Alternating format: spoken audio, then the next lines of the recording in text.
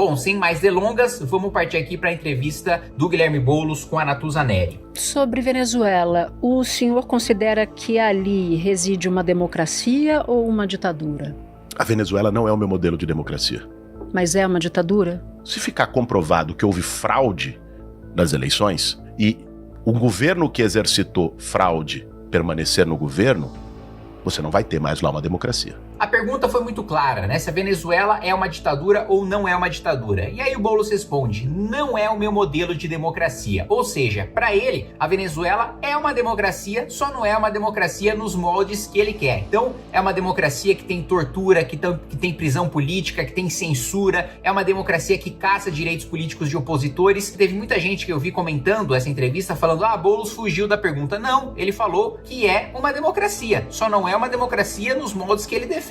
O que mostra a completa defesa deturpada de uma ditadura travestida de democracia. Aí ele diz, não, se ficar comprovado que houve fraude, aí sim é uma ditadura, eu deixo de considerar como uma democracia. Mas espera aí, mesmo que não haja fraude, e a fraude já foi atestada por diversas democracias desenvolvidas ao redor do mundo e diversos organismos internacionais, mas mesmo que ele feche os olhos para a fraude, para o roubo nas eleições da Venezuela, como você pode considerar um regime que prende, né, adversários políticos, que persegue, que tortura, que mata, que caça os direitos políticos de líderes da oposição? Como você pode considerar isso uma democracia? Veja, Maduro tomou todas as medidas que ele poderia tomar sem cancelar as eleições para vencer as eleições. Todas as medidas autoritárias, todas as medidas que um ditador poderia tomar para vencer eleições sem ter que anular as eleições, ele tomou, inclusive caçando os direitos políticos de maneira ilegal e inconstitucional da sua principal adversária política. Então, ainda que não houvesse fraude nas eleições da Venezuela, ainda assim é uma ditadura, inegavelmente. Eu sei que isso é importante, não vou me recusar a responder nenhum tipo de pergunta. Agora, a Venezuela está a 4.000 quilômetros de São Paulo. A 20 quilômetros daqui do estúdio da Globo, a gente tem o Córrego dos Freitas, lá no Capão Redondo, um problema histórico de saneamento. Não vai se recusar a responder, né? Mas vamos falar sobre outro assunto? Mas vamos falar sobre o Córrego do Capão Redondo aqui, 20 quilômetros? Realmente, assim, é muita cara de pau dele, não sabendo mais o que responder, aí sim, tentando fugir da pergunta. O senhor sempre se sai pela tangente dizendo... O meu voto, a minha recomendação para arquivamento do caso Janones é por causa da jurisprudência, porque teria sido uma irregularidade cometida antes do mandato. Eu não quero entrar nesse aspecto, porque eu quero entrar no que o senhor pensa. Se a rachadinha é corrupção, e se o Bolsonaro mereceria aos seus olhos ir para a cadeia por causa da rachadinha, por que o senhor ajudou a livrar o Janones? O que estava em jogo no Conselho de Ética era o seguinte: não era o regimento interno da Câmara, era jurisprudência. Precedente de decisões. A pergunta foi muito clara. Se Flávio Bolsonaro cometeu rachadinha e tinha que ser preso, por que André Janones, que também cometeu rachadinha, não tem que ser preso e você salvou ele no Conselho de Ética? E a Natuza ainda antecipou. Eu não quero ouvir as desculpas que você deu no Conselho falando sobre precedentes de jurisprudência do Supremo Tribunal Federal, que, aliás, são desculpas mentirosas que ele utilizou distorcendo precedentes do Supremo. Aí o que ele faz? Repete exatamente a mesma ladainha do Conselho de Ética. O senhor bateu bastante na tecla de que é preciso usar um peso e uma medida só. Quando o senhor diz isso sobre a rachadinha se referindo aos Bolsonaro, a Bolsonaro especificamente, não havia condenação, não havia na justiça nenhuma conclusão do caso. Havia processo. Como há contra o Janones. Só que ali o senhor disse que ele era corrupto.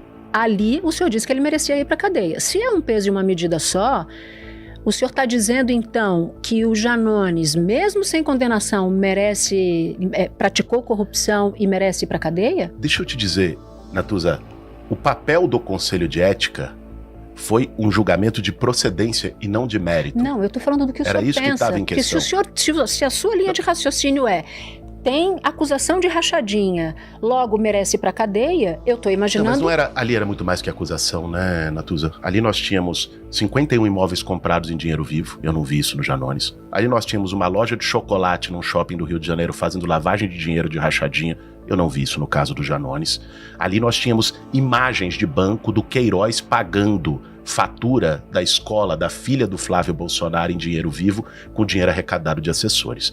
Ali tinha filmagem, tinha esses elementos. Tinha tudo. E a Natuza reforça a pergunta. Bom, se Flávio Bolsonaro, quando só tinha um processo contra ele não estava condenado, já mereceria ser preso por cometer rachadinha, por que Janones, que está na mesma situação processual, só há um processo contra ele ainda não foi condenado, por que ele merecia ser solto? E aí o Boulos coloca, não, os dois estavam na mesma posição, só tinha processo contra o Flávio, só tinha processo contra o Janones, não tinha condenação, mas no caso do Flávio, você teve os extratos, você teve o depoimento, você teve pagando em dinheiro vivo, escola, plano de saúde, você teve todas as provas. Muito bem, eu concordo com tudo isso do caso do Flávio. Agora, e do Janones, em que você teve um áudio do próprio Janones admitindo e pedindo dinheiro pros assessores, mais os assessores admitindo que tem a rachadinha, mais os assessores mostrando os extratos das transferências bancárias. Ou seja, há provas muito concretas em ambos os processos, mas você quer passar pano pra rachadinha do Janones só porque o Janones é de esquerda. E rachadinha do bem pode. Vamos falar de segurança pública, porque esse é o tema de maior preocupação, porque nos tempos em que o senhor comandava o MTST, houve a invasão, depredação do prédio da Fiesp. E não sei se data daquele momento, pode ser de antes, pode ser depois disso, mas a polícia tem, no geral, crítica ao senhor.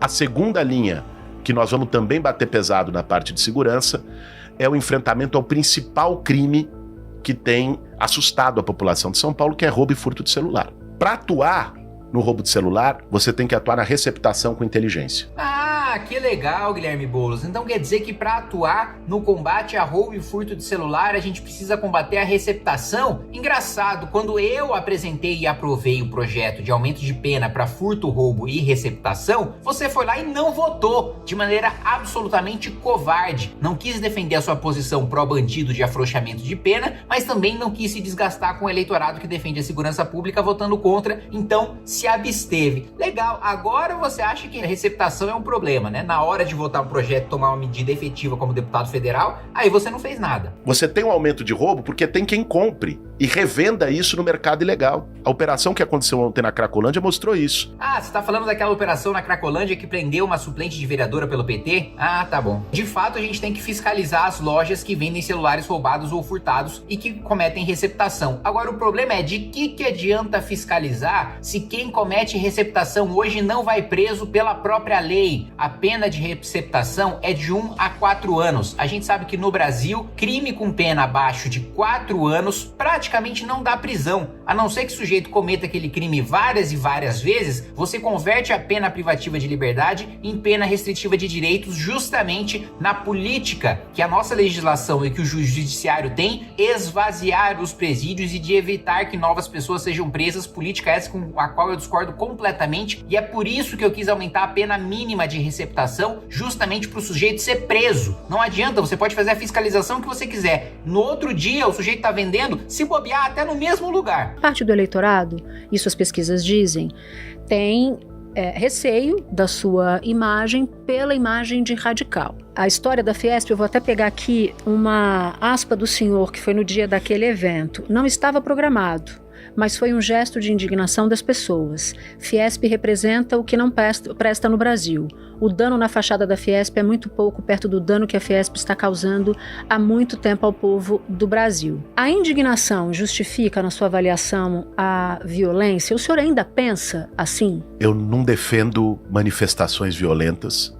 Quando você está liderando um movimento com pessoas que nunca foram escutadas, com pessoas que estavam lá lutando para ter o básico de dignidade, que era um teto, o meu papel era defender essas pessoas com unhas e dentes, representá-las. Então quer dizer que sobre a quebradeira na Fiesp e as invasões de propriedade, e aliás o caso mais grave a Natuza nem citou, que foi a invasão ao Ministério da Fazenda. E Guilherme Boulos, coloca a foto aí, editor, Guilherme Boulos em pé com a quebradeira geral do Ministério da Fazenda, protestando contra o trâmite de uma reforma sendo democraticamente aprovada pelos representantes do povo dentro do Congresso Nacional. Ele foi lá e destruiu tudo, e não foi indiciado, processado, denunciado por atos antidemocráticos. Veja, não há nada mais antidemocrático do que eu discordando de uma proposta que está sendo aprovada pelos representantes do povo, decidido na violência, na mão, destruir um ministério que está propondo essa reforma, porque eu discordo da maioria democraticamente eleita. Isso sim é um ato antidemocrático e ele nunca foi punido por isso. E aí ele diz, não, eu não apoio a violência, mas nesse caso em que houve a violência, nesse caso excepcional, que houve violência aí no caso da Fiesp, o meu papel era defender quem cometeu a violência. Então peraí, se você não defende a violência, como que o seu papel, por causa da angústia dessas pessoas, da necessidade dessas pessoas, da legitimidade do pleito dessas pessoas, aí a violência se torna-se válida? Não, nada disso que você colocou torna a violência válida, Guilherme Boulos. E outra coisa, veja só a hipocrisia, né? Você fala, isso não é nada perto do que a Fiesp faz com a gente. Hoje a Fiesp é comandada por um lulista, por um petista, filho do ex-vice-presidente da República de Lula, né? Josué Gomes, que é filho de Zé Alencar, né? Então,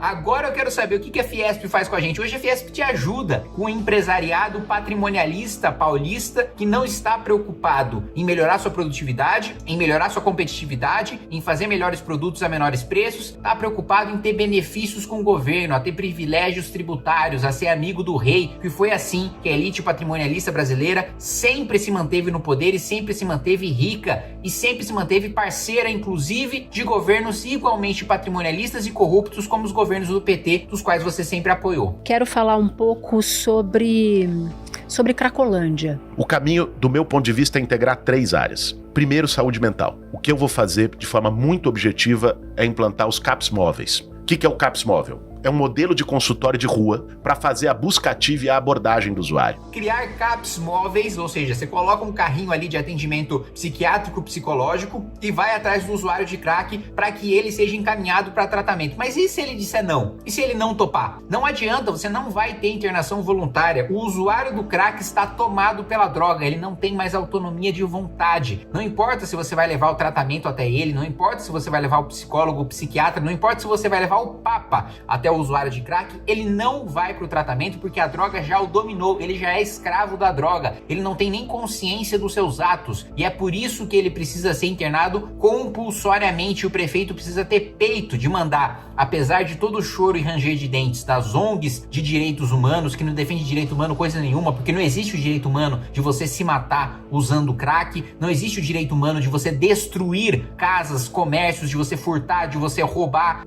Gente, vendo essa entrevista, eu só lamento, né? Eu só lamento mais uma vez a sabotagem do meu próprio partido e de eu não poder participar de debates eleitorais. Porque esse tipo de conversinha mole você consegue rebater sendo duro, incisivo e apresentando proposta e apresentando alternativa. Você consegue ao mesmo tempo desmascarar essa farsa chamada Guilherme Boulos, colocando as suas próprias propostas, mostrando como é possível fazer diferente e não seguir nesse discurso lunático, populista, absolutamente demagógico que está sendo promovido por Guilherme Boulos. Mas, não participando dos debates, eu continuo aqui na linha de frente desmascarando esse pessoal e para isso eu preciso da ajuda de vocês. Me ajude a espalhar esse vídeo o máximo possível, principalmente para aquele seu coleguinha que está pensando em votar no Boulos.